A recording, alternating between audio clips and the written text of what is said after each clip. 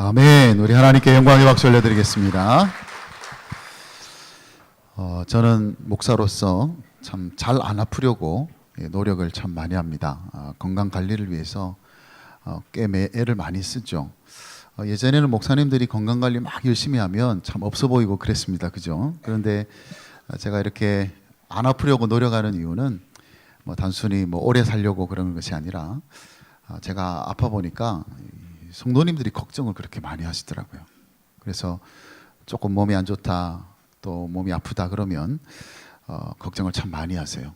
그래서 몸에 좋다는 거 막 가져다 주시고 여러 가지 몸에 좋은 것들을 참 제가 참 많이 받았습니다.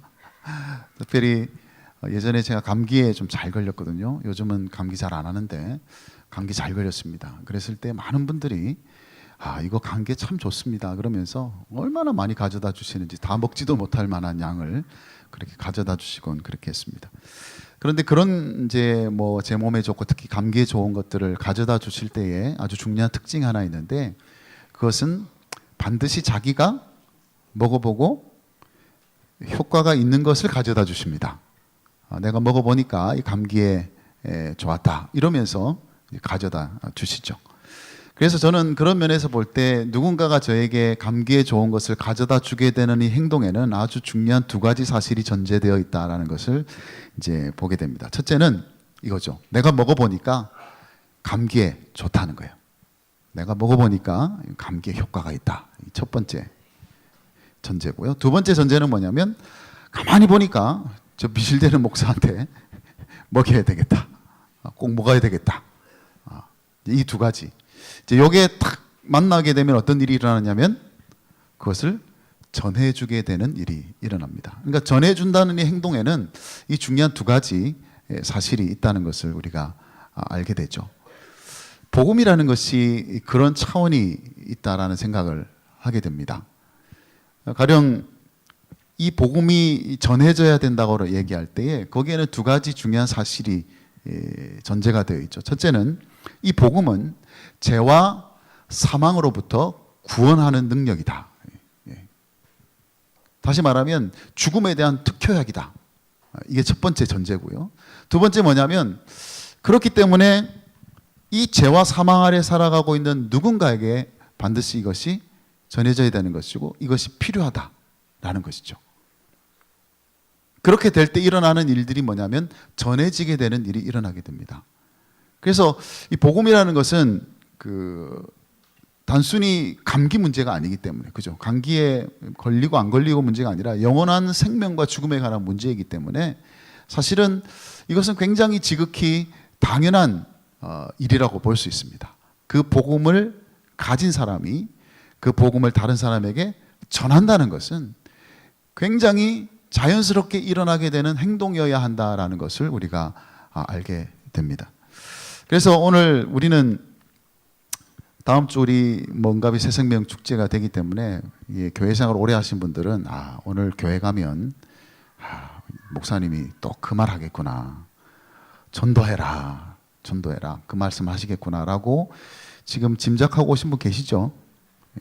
눈치가 빠르신 분들은요 다 압니다. 그래서 맞습니다. 제가 그 말 하려고 오늘 이 말씀을 전하는데, 그러나 우리가 단순히 복음을 전해야 된다라고 말하기 이전에, 그렇다면 이 복음이 뭐냐, 복음이 뭐길래 도대체 우리가 이렇게 복음을 전하려고 애를 쓰는 것인지, 이제 그 부분을 우리가 한번 이제 생각해보고 우리 자신을 한번 확인해 볼 수 있는 그런 시간을 가지는 것은 굉장히 의미가 있겠다라는 그런 생각을 해서 오늘 주어진 이 본문의 말씀을 가지고 복음이 무엇인지에 대해서 세 가지로 여러분에게 말씀을 드리겠습니다. 제일 먼저 복음이 뭐냐? 복음은 예수님을 그리스도로 만나게 하는 것이 복음입니다. 이 점이 왜 중요하냐면, 오늘 일어난 이 사건을 우리가 보게 되면 이제 안드레가 등장을 하죠. 안드레는 원래 세례 요한의 제자였습니다. 세례 요한을 따라다니던 사람이었는데, 세례 요한이 예수님을 만나고 난 다음부터 예수님을 향해서 뭐라고 얘기했냐니까 하나님의 어린 양이다. 뒤에 보면 아시겠지만 하나님의 어린 양이라고 말하는 세례 요한의 말의 의미는 뭐냐면 그 당시 유대인들이 기다리던 그 메시아라는 의미와 똑같습니다. 그래서 그 이야기를 듣고 이 안드레가 그때까지는 세례 요한을 따라가다가 이제는 누구를 따라가기 시작했냐면 예수님을 따라가기 시작한 거예요.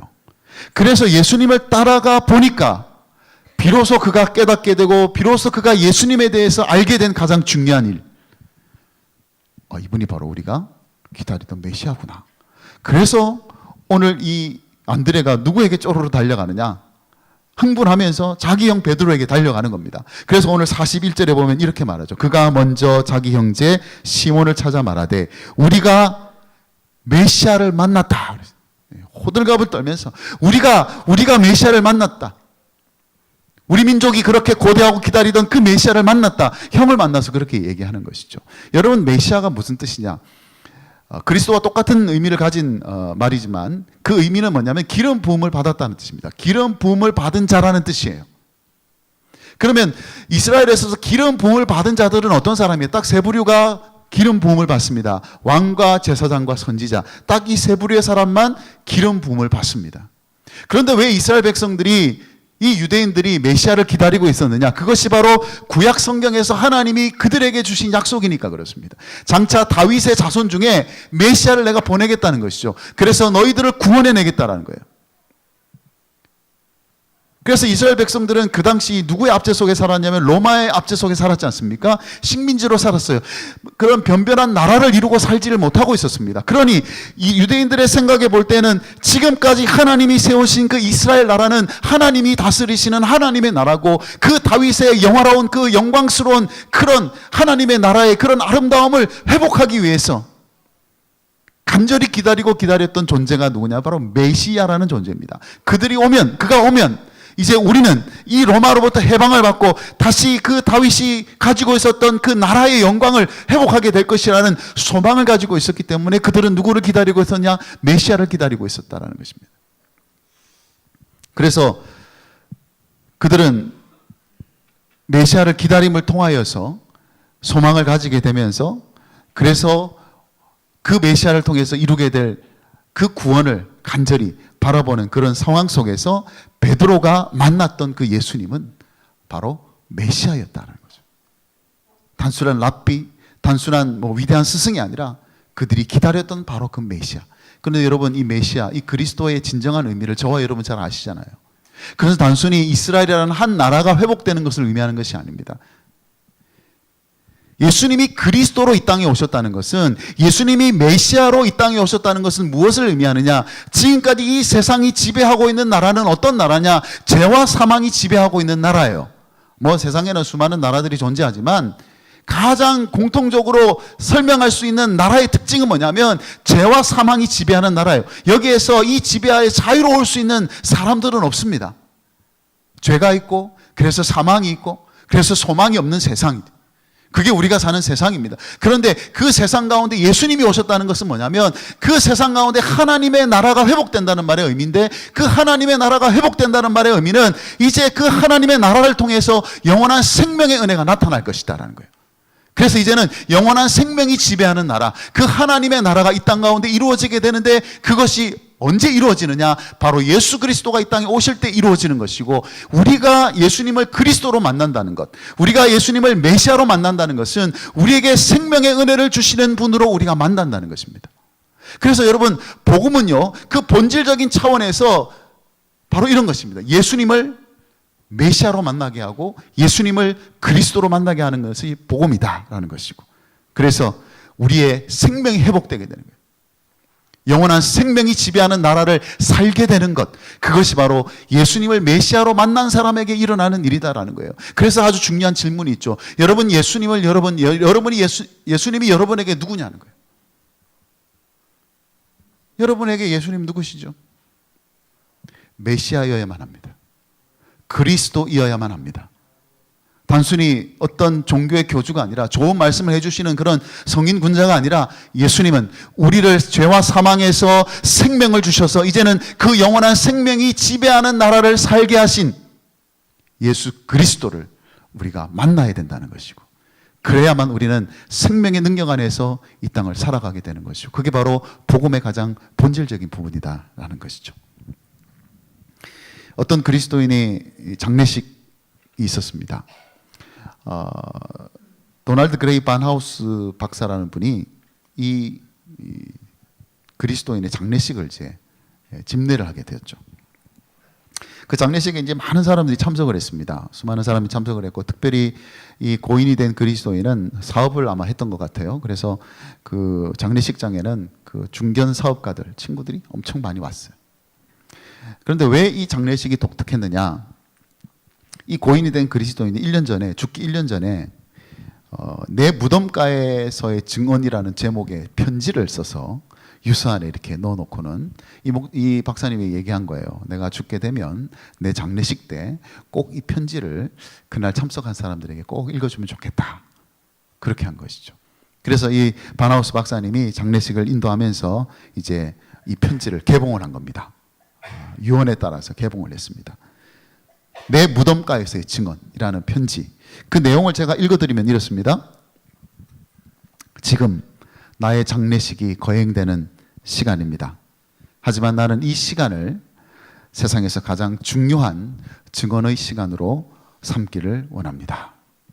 그러면서 이렇게 쭉 얘기를 합니다. 맥, 자네도 지금 내 관을 바라보고 있는 군중들 가운데 있겠지. 우리가 골프를 칠 때마다 나는 자네가 복음을 받아들일 것을 얼마나 권했는가. 하지만 자네는 그것을 받아들이지 않았지. 조지, 자네는 지금도 예수 그리스도를 거부하고 있는가? 그분은 자네를 위해 죽으셨고 지금 자네에게 영생을 주기를 원하시는데도 계속 거부할 텐가? 톰, 이러면서 계속해서 거기에 나와 있는 모든 친구들의 이름을 다 불러가면서 이 이야기를 계속 편지로 써놓은 거예요. 그러니까 거기 참석한 이 고인의 친구들은요, 이 죽은 친구가 이런 말을 하는 계속 자기 이름이 불리면서 들어야 됐다라는 겁니다.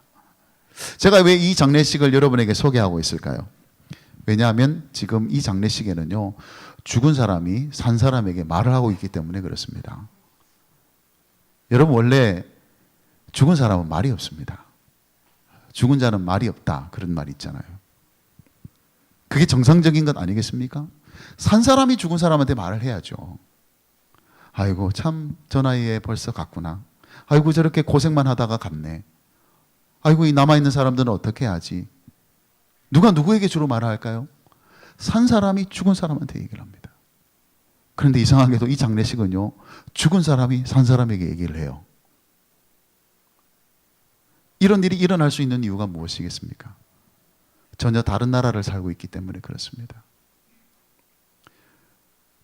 죽은 사람이 산 사람에게 말을 할 수 있는 이유는 뭐냐면 이 사람에게는 예수님을 메시아로 만났기 때문에 이런 일이 가능하다라는 거예요. 그래서 그 가운데는 영원한 생명이 지배하고 있기 때문에 지금 이 땅에 살아있으나 죽어서 땅에 묻혀있으나 그는 영원한 생명을 살았던 사람이고 앞으로도 살아갈 사람이기 때문에 그래서 살든지 죽든지 말할 수 있는 사람입니다. 무엇을 말할 수 있습니까?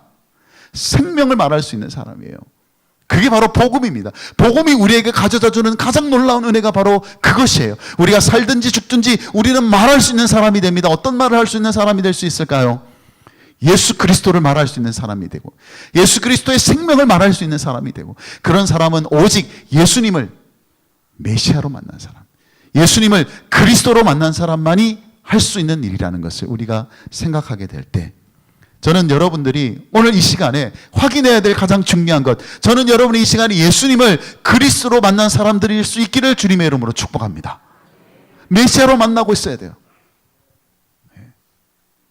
그게 복음의 가장 본질적인 차원의 가장 중요한 핵심인 것을 우리가 기억해야 합니다. 복음은 예수님을 그리스도로 만나게 한다. 그래서 생명이 지배하는 삶을 살게 하는 것이 복음이다. 이 첫 번째 복음이에요. 자, 그럼 두 번째로 복음이 뭐냐? 복음은 예수님과 우리를, 그러니까 복음을 가진 사람을 예수님과 사람들 사이에 서게 한다. 여러분, 예수님을 메시아 그리스도로 만난 이 안드레가 누구에게 찾아갔다고 했습니까? 자기 형 베드로에게 찾아갔습니다. 그리고 이렇게 말을 하죠. 42절 다시 한번 보겠습니다. 데리고 예수께로 오니 예수께서 보시고 이르시되, 자기가 이 메시아를 만났다고 얘기하면서 그냥 끝난 것이 아니라 누구에게로 갔느냐? 베드로에게 가서 그 얘기를 전하면서 그리고는 그를 누구에게로 데리고 왔습니까? 예수님에게로 데리고 왔어요. 그러니까 이 이야기가, 이 스토리가 단지 안드레가 메시아를 만난 사건으로 끝나지 않고 있다는 거예요. 이 이야기는 자기가 사랑하는 형 베드로에게 가서 그 베드로를 예수님께로 다시금 데려와서 그 베드로도 자기와 같이 예수님을 따르는 사람이 되는 것으로 이 이야기가 끝이 나고 있습니다. 이 점이 왜 중요한가? 여러분, 여기서 우리가 안드레의 이 위치를 굉장히 주목해야 됩니다. 안드레가 지금 어느 위치에 있는지. 지금 안드레는 예수님과 베드로 사이에 있습니다. 거기서 예수님과 베드로 사이를 연결해주는 역할을 하고 있죠. 복음이, 자기에게 들어온 복음이 다른 누군가에게로 흘러들어가게 하는 일을 지금 하고 있습니다. 그런 이 내용을 보게 될 때에 복음이 무엇인지에 대해서, 이 복음은 그 기능적인 차원에서, 그 기능의 차원에서 복음이 뭐냐라고 우리가 생각하게 될 때, 복음은 항상 그 복음을 가진 사람을 예수님과 그 복음이 필요한 사람들 사이에 위치하게 만드는 것이 바로 복음이다라는 거예요. 그래서 여러분, 우리가 전도 그러면 그것은 우리가 하는 어떤 행동이기 이전에 그것은 복음이 우리 안에 일으키는 어떤 행동이다라는 거예요. 그러니까 우리가 뭔가를 해야만 하는 그런 어떤 행동일 수도 있겠지만 그 이전에 복음을 가진 사람이라면, 복음이 있는 사람이라면, 그래서 예수님을 그리스도로 만난 사람이라면 일어날 수밖에 없는 일, 그게 뭐냐면 예수님과 사람들 사이에 서게 만드는 일이 일어난다는 그런 뜻입니다. 전도를 강조하는 어떤 책을 이제 읽어본 적이 있는데, 우리가 전도를 강조하는 책을 여러분 저 별로 좋아하지는 않으실 것 같은데, 근데 이 책의 저자가 특별히 이런 점을 강조합니다. 우리가 가지고 있는 믿음을 이 전하려고 하는 이 욕망이 우리에게 필요하다, 그런 얘기를 하면서 이런 얘기를 해요. 만일 그리스도인이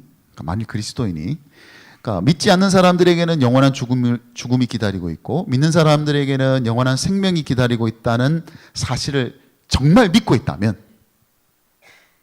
다른 사람에게 그 복음의 은혜를 나누지 않는 것은 정말 잔인한 짓이다, 그렇게 얘기했습니다. 잔인한 짓이다, 그렇게 얘기했어요.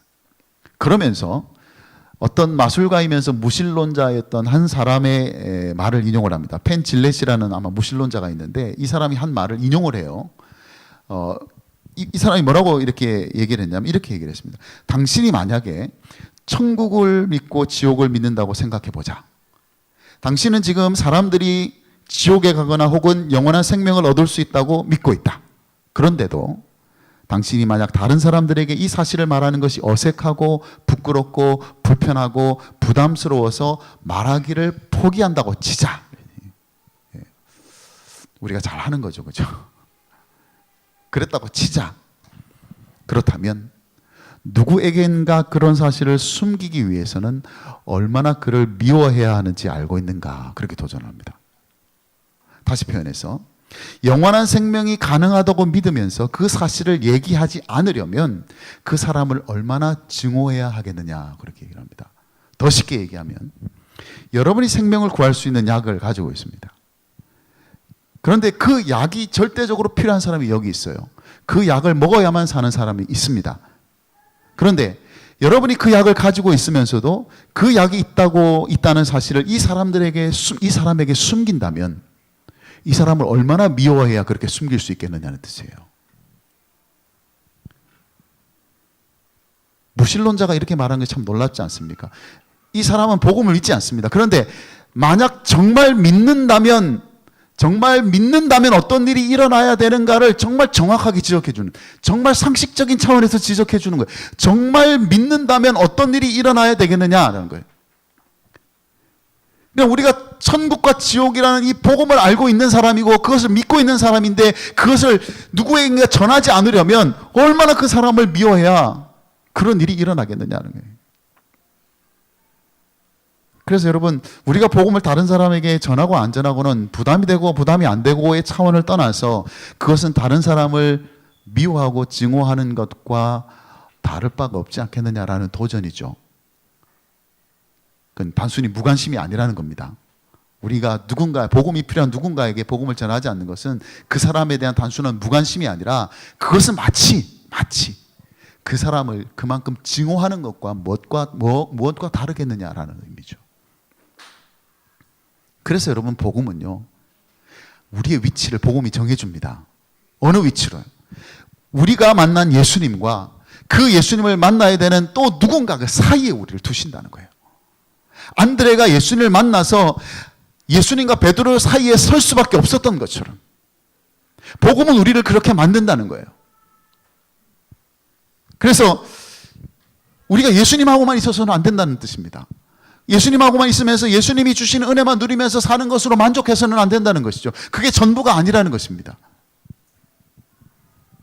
우리는 우리에게 은혜를 베푸시는 그 예수님과 그 은혜가 절대적으로 필요한 사람들 사이에 서 있어야 되고, 그래서 연결시켜주는 역할을 해야 된다는 거죠. 반대로 우리는 사랑하는 사람들 가만히 있어서도 안 된다는 거예요. 그냥 내가 사랑하는 사람들과 좋은 관계를 맺으면서 사는 것으로 만족하지 말라는 것이죠. 그 사람에게는 누가 필요하기 때문에, 내가 누리고 있는 그 은혜가 필요하기 때문에 그 사이에 서서 예수님과 내가 사랑하는 그 사람 사이에 서서 예수님을 연결시켜주는 그 역할을 감당해야 되는 그 위치를 누가 정해주느냐? 바로 복음이 우리에게 전해준다는 거예요. 그래서 사도 바울은 자기를 뭐라고 표현했냐면 내가 중매쟁이다, 그렇게 표현했습니다. 고린도후서 11장 2절에 보면 내가 하나님의 열심으로 너희를 위하여 열심 내노니 내가 너희를 정결한 처녀로 한 남편인 그리스도께 드리려고 중매함이로다. 중매장이라고 자기를 표현했어요. 중매장의 위치는 사이에 있습니다. 사이에 있어요. 항상 사이에 있어요. 우리 그리스도인의 위치는, 다시 말해서 복음을 가진 사람의 위치는, 예수님을 메시아로 만난 사람의 위치는 항상 그 사이에 있습니다. 예수님과 그 예수님이 필요한 사람 사이에 있다는 것이고, 그래서 그런 의미에서 본다면 전도는 우리가 해야만 하는 어떤 부담스러운 행동이 아니라 복음이 우리 안에서 일으키는 자연스러운 영향력이다라는 거예요. 그런 차원에서 우리가 다음 주일날 은가비 새생명 축제를 하고 있지만, 그 은가비 새생명 축제는 우리로 하여금 위치를 어디로 잡아주고 있느냐를 우리는 잘 기억하셔야 됩니다. 예수님과 예수님이 필요한 사람 사이에 우리는 서 있는 것이라는 것을 저와 여러분이 기억하면서, 베드로를 예수님께로 데려가는 이 시대에 안드레가 될 수 있기를, 그 사이에 내가 서 있는지를 항상 그 위치를 확인할 수 있게 되기를 주님의 이름으로 축복합니다. 마지막 세 번째로 복음이 무엇인가라는 질문에 대해서, 복음은 예수님을 위해 살게 하는 것이 복음이다라는 거예요. 안드레가 자기 형제 베드로를 예수님께로 데려왔을 때 참 특이하게도 예수님께서 베드로의 이름을 바꿔주십니다. 여러분 42절 한번 다시 보겠습니다. 42절 말씀 한번 같이 읽겠습니다. 시작. 데리고 예수께로 오니 예수께서 보시고 이르시되 내가 요한의 아들 시몬이니 장차 게바라 하리라 하시니라. 아멘. 여러분, 베드로의 원래 이름은 시몬입니다. 시몬. 그런데 이 시몬이라는 이름은 그가 갈릴리의 어부라는 것을 보여주는 이름이에요. 그러니까 그 동네에서 시몬 그러면 갈릴리에서 고기 잡는 그 어부 말이지, 그게 시몬이 의미하는 거예요. 시몬이라는 이름이 의미하는 바입니다. 그런데 예수님께서 그 시몬을 만나셨을 때 그 이름이 바뀔 것이다. 너를 이제는 게바라 하리라. 게바나 베드로는 같은 의미죠. 베드로는 헬라식 이름이니까. 왜 예수님께서는 뜬금없이 자기를 찾아오고 자기를 만나러 온 이 베드로의 이름을 바꾸려고 하셨을까? 그 이름의 뜻을 가만히 살펴보면 우리가 충분히 짐작할 수 있습니다. 이 게바라는 이름의 뜻, 베드로라는 이름의 뜻은 바위라는 뜻이거든요. 반석이라는 뜻입니다. 그렇다면 왜 시몬이라는 이름이 게바라는 이름으로 바뀌는 것이 왜 중요한가? 그것은 이제 이 베드로의 인생이 바뀔 것을 의미하죠. 베드로라는 그 베드로의 인생의 그 정체성이 바뀔 것을 의미합니다. 시몬으로 살던, 어부로 살던 베드로가 이제는 예수님을 만남으로 인해서 반석, 바위가 의미하는, 다시 말해서 베드로를 통해서 시작되게 될 그 교회의 반석으로서의 이 베드로, 교회의 일꾼으로서 살아가게 될 이 베드로의 인생을 주님께서는 보시면서 이름을 바꿔주시는 거예요. 그래서 여러분, 복음은요, 그 목적이라는 차원에서 보면 복음은 뭐냐? 복음은 삶의 목적을 바꾸는 것이 바로 복음입니다. 지금까지는 나를 위해서 살아왔고, 지금까지는 세상에 있는 그 무엇인가를 위해서 살아왔지만, 내가 예수님을 그리스도로 만나고 내가 예수님을 메시아로 만나게 되면 일어나는 일은 뭐냐면, 이제는 더 이상 나를 위해서 살지 않고 세상에 있는 어떤 것을 위해 살지 않고 나를 부르시고 나를 만나주신 예수님을 위해서 살게 되는 것, 그것이 바로 복음이라는 거예요. 삶의 목적이 바뀐다는 거예요. 인생의 가장 중요한 전환점이 바로 이 순간에 일어난다는 사실입니다. 어떤 사람이 이런 질문을 가지고 설문조사를 했습니다. 이제 그리스도인들에게 질문을 던졌습니다. 설문조사를 했는데 질문 내용이 이겁니다. 삶의 마지막 순간에, 다시 말해서 당신이 주님 앞에 마지막에 서게 되었을 때, 죽고 나서 하나님 앞에 서게 되었을 때 주님으로부터 가장 듣고 싶은 말이 뭡니까? 그렇게 물었어요. 여러분 어떤 말씀 제일 듣고 싶으세요? 여러분 이 세상이 끝나서 주님 앞에 딱 섰을 때 주님께서 여러분에게 무슨 말씀 하시기를 원하십니까? 설문조사를 해보니까 제일 많이 나온 답이 이거였습니다. 잘하였도다. 착하고 충성된 종아. 그러니까 이 말을 제일 듣고 싶다는 거예요. 여러분도 그렇습니까? 예. 대부분의 사람들이 나이를 초월해서, 인종을 초월해서, 문화를 초월해서 주님 앞에 듣고 싶어하는 말은 바로 그 말이었다는 겁니다. 그 뭘 의미하죠? 내가 지금까지 살아왔던 삶이 하나님을 기쁘시게 하는 삶이었다는 것을 인정받고 싶다는 거죠. 내가 주님 앞에서 보람있고 가치있게 살았음을 주님 앞에서 인정받고 싶어하는 마음이 있다는 겁니다. 그런데 여러분 문제가 뭘까요? 자신이 살아가고 있는 지금 삶의 태도하고 장차 자기가 듣고 싶은, 주님으로부터 듣고 싶은 그 삶의 평가와 우리가 모순되게 살 때가 많다는 겁니다. 자기 자신을 위해 살면서 세상에 있는 어떤 다른 것을 위해 살아왔던 인생이면서 마지막 순간에 주님으로부터 잘하였도다, 착하고 충성된 종아라는 말을 듣고 싶어 한다는 것은 모순이라는 거예요. 왜 그런지 아십니까? 여러분, 예수님께서 잘하였도다, 착하고 충성된 종아라는 말을 어디에서 사용하셨을까요? 달란트 비유에서 사용하신 겁니다. 달란트 비유에 보면 주인이 종들에게 달란트를 맡기죠. 뭐하라고 달란트를 맡깁니까? 장사해서 이윤을 남기라고 달란트를 맡기고 떠났습니다. 돌아와 보니까 달란트를 사용해서 장사를 해서 많이 남긴 사람들을 향해서 하신 말씀이 뭡니까? 잘하였도다, 착하고 충성된 종아라는 거예요. 그런데 장사하기에는 그냥 땅에 묻어든 사람들의 종에게는 예수님께서 저주를 하셨죠. 악하고 게으른 종아래요. 그 배경에서 나온 말이 잘하였도다, 착하고 충성된 종아라는 말이에요. 여러분, 그렇다면 우리가 마지막 날 우리의 생명이 끝나서 주님 앞에 서게 됐을 때 주님께서 그래 잘하였도다, 착하고 충성된 종아라는 말을 들으려면 여러분이 어떤 인생을 살아오셔야 그 말을 들을 수 있습니까? 주님이 여러분에게 맡겨주신 인생을 주님을 위해서 장사할 때 비로소 들을 수 있는 말이에요. 그런데 여러분이 평생 여러분을 위해서만 살고 여러분이 세상에서 추구하는 무엇을 위해서만 살다가 주님 앞에 서서 그 말을 듣고자 한다는 것은 일어날 수 없는 일을 기대하는 것 아니겠습니까? 여러분이 주님이 주신 것을 주님을 위해서 쓰지 않고 그냥 땅에 묻어놓고 그렇게 평생을 살다가 주님 앞에 섰다면 여러분이 들을 수 있는 말은 무엇입니까? 이 악하고 게으른 종아 아니겠어요? 그래서 복음은요, 단순히 우리가 예수 믿고 구원받아서 천국 가게 되는 것이 복음이 아니라 그 복음을 우리가 가지게 된 순간부터 우리의 인생이 완전히 달라지는 거예요. 어떻게 달라지는 겁니까? 여러분이 뭐 목사가 되고 선교사가 되라는 뜻이 아닙니다. 여러분이 하고 있는 일을 지금도 계속 하고 있을 수 있습니다. 그러나 그것을 왜 하느냐? 그것은 바로 나를 구원하셔서 나에게 새로운 생명을 주신 예수님을 위해서 그 일을 하게 되는 것. 그게 바로 복음이 우리 안에 있을 때 일어나게 되는 일이다. 시몬이 베드로가 되는 인생이 바로 복음이라면 여전히 요한의 아들 시몬으로 사시는 분은 혹 없는지,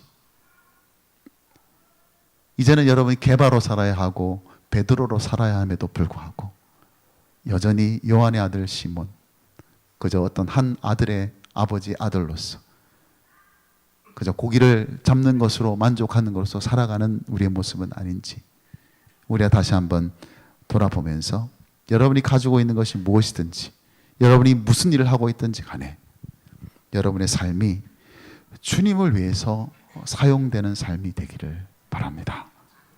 그래서 결국 우리가 이 땅에서의 삶이 끝나고 나면 주님 앞에 서게 될 텐데 그 앞에서 우리 주님께서 여러분을 향해서 잘하였다, 참 잘했다, 착하고 충성된 종아 라는 말씀을 듣게 되는 저와 여러분이 되시기를 주님의 이름으로 축복합니다. 말씀 정리하겠습니다. 우리가 가지고 있고 우리가 반드시 전해야 되는 복음이 무엇입니까? 복음은 예수님을 그리스도로 만나 생명을 누리게 하는 은혜이고요, 복음은 사람들과 예수님 사이에 서서 예수님을 연결시키게 하는 영향력이고요.